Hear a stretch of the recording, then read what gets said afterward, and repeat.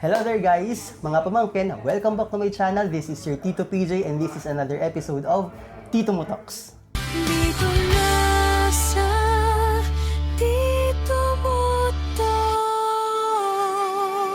Ito na naman po tayo, ang ganda-ganda ng ating background for today at saka sobrang bonggang-bongga pa ng ating guest. Ang tagal ko itong hinintay, the #1 makeup artist to the stars in Milan, Italy, na other than, nandito po siya, Princess Miranda. Thank you. Thank you very much, Princess, for letting me interview you at gusto. Dito pa tayo pumunta sa iyong bonggang work. Thank you. Grabe. Kamusta ikaw? Okay na okay. Masaya at saka super blessed. Thank you, Lord. Oo nga. Thank Tsaka you, yung Lord. mukha pa lang ni Princess talagang fresh, beautiful, mukhang laging blessed. Thank Sana all ganyan, no? O sa outlook mo sa buhay yan? Siguro kahit gaano tayo ka-busy, kailangan exercise, tamang diet, and then syempre skincare. So, fresh na fresh ka from Cannes. Yes. No? Talagang parang galing ka ata, kailan ka bumalik? Nung isang araw lang, no? Oo, galing ng Cannes sa red carpet. Yes. So, pwede mo bang ikwento sa amin, sa mga ating mga pamangkin, kung paano nag-start yung journey mo sa Cannes? Kasi masabi ko lang, yung Cannes kasi ibang level na yun eh. Okay. Kumbaga pwede ka mag-makeup to the pasarela, to the fashion week. Pero yung Cannes, ibang level na yun, pang pang Hollywood stars na yun eh. Actually, Hollywood stars talaga sila. Kaya nga, Yes. di ba pang over na yun? Siguro salamat sa Panginoon kasi itong opportunity na to. Kumbaga, lahat tayong mga makeup artists may kanya-kanya tayong panahon. Hintayin nyo lang yung panahon ninyo, huwag kayong susuko.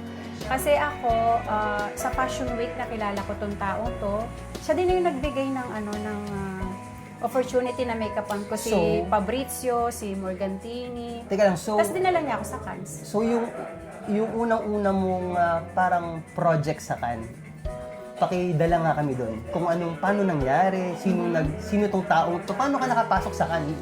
Paano ba pumapasok sa Cannes? Actually, sa Fashion Week ko siya nakilala. Tapos, So nag-makeup ka sa Fashion Week dito? oo, sa atin? yes. Sa Milano? Sa Milano, oo. During Fashion Week. Tapos nakita niya yung trabaho ko. Binigyan niya ako ng trabaho. Doon nga sa isang Italian actor, si Fabrizio si Corona. Morgantini. Si oo. Morgantini. Nung nakita niya yung trabaho ko, sabi niya, may trabaho ako sa Cannes, baka pwede kitang dalhin. And then, dinala niya ako. So, yun ang 2018. Ang minikap ako naman kasi noon ay isang famous na doctor. Famous doctor. Kumbaga, Vicky Bello siya dito. Vicky Bello siya dito, tapos rarampa siya ng red carpet sa Cannes. So yun ang unang-una mo. Oo. Tapos hanggang sa every red carpet, ayun, naging fixed client ko na. Yung first time mo mag-red carpet, na mag-makeup sa red carpet, anong feeling mo? Feeling ko, parang Kabado ka? kabado, syempre. Tapos, Excited. Lord, excited. Oo, Lord, thank you sa oportunidad na to kasi alam mo yun, mahirap talagang tawirin yung pangarap mo, no? Oo, no? Diyos ko. Pero focus ka lang, tapos mag-pray ka ng mataimtim. Magkwento ka paano ka ba pumunta dun sa Cannes? Nag-train ka ba? Nag-air? Yung unang-una? Oo, through plane. Nag-airplane kayo, papuntang Oo, Cannes? sa Nice, and then kumuha kami ng, malapit lang naman. Oo. Nice, and then, From Nice, papuntang Cannes? from Nice, from Cannes, malapit na lang. Oo. 45 minutes Tapos sa taxi. Tapos nandun ka na. Nung unang nakita mo yung mga Hollywood stars, anong mo reaction? Kinilig ka? Hindi ka naman nagwala? Una kong nakita si Sharon Stone, talagang napaka-elegant ng damit.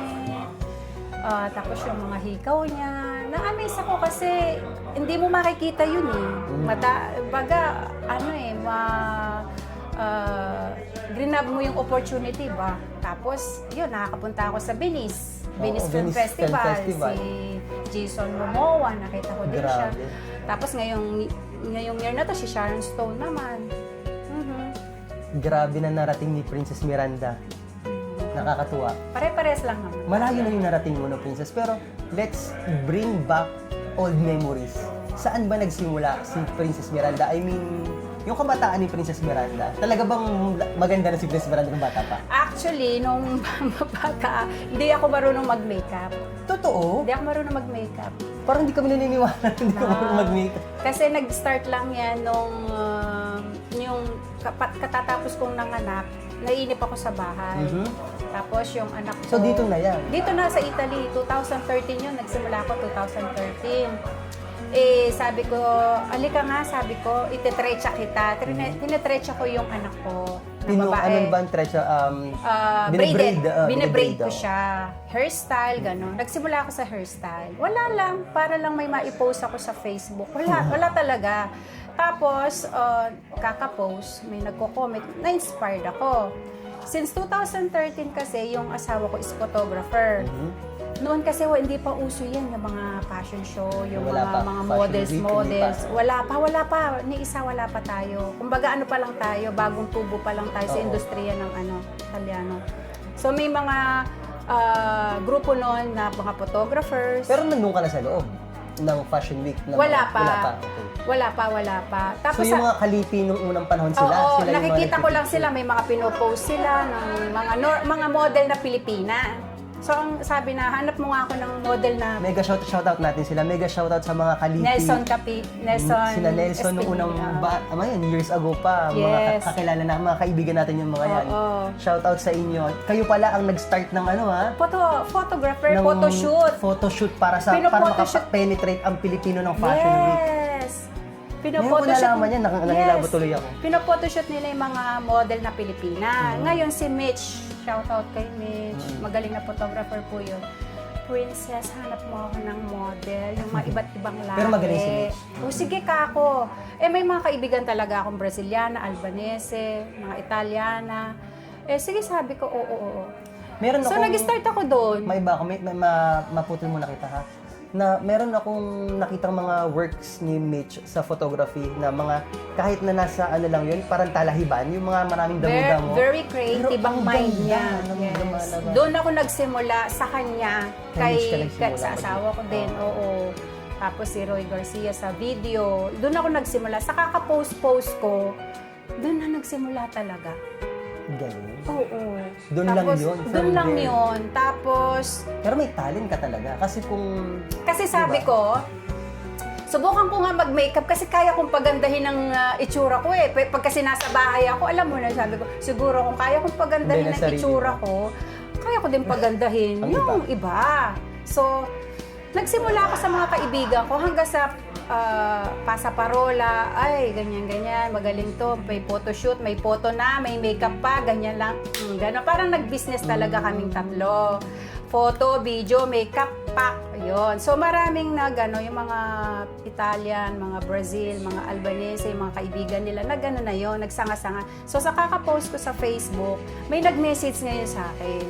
Yung unang-una ko nga trabaho na actor and actress, video, at saka ng video commercial ng BMW. BMW. Oo, yes. And then, pinost ko yun, nakilala na ako sa fashion Sa show. fashion show na. Yes. Doon ako nagsimula.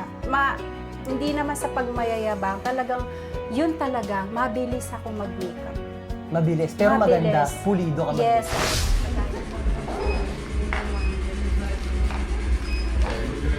Darling, look at the... And lips.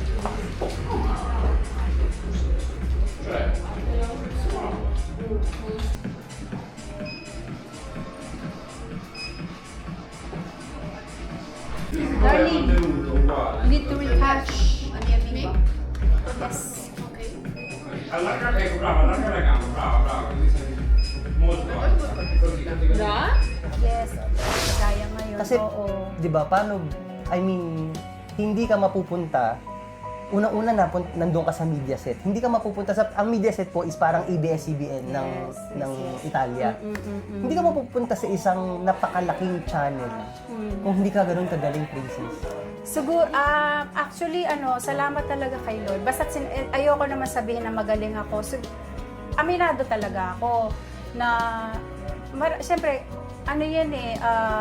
panahon mo yan. Hintayin mo lang yung panahon mo. So magchismisan naman tayo, Princess, sa mga, dahil nga ikaw ay big time makeup artist to the Lahat stars. kami. lahat naman Magchismisan naman tayo sa sa mga, sino ba yung mga na-make-upan mo na magsimula tayo dito sa Italia. Sino yung mga big celebrities na na-make-upan mo na? Naalala ko si Fabrizio Corona, nakita ko na make-upan mo. Magbigay ka ng kwento kay Fabrizio At Corona. maboka siya. May bahay siya dito sa Moscova. Pero ito yung i-chismis ko sa iyo. Okay, kanina.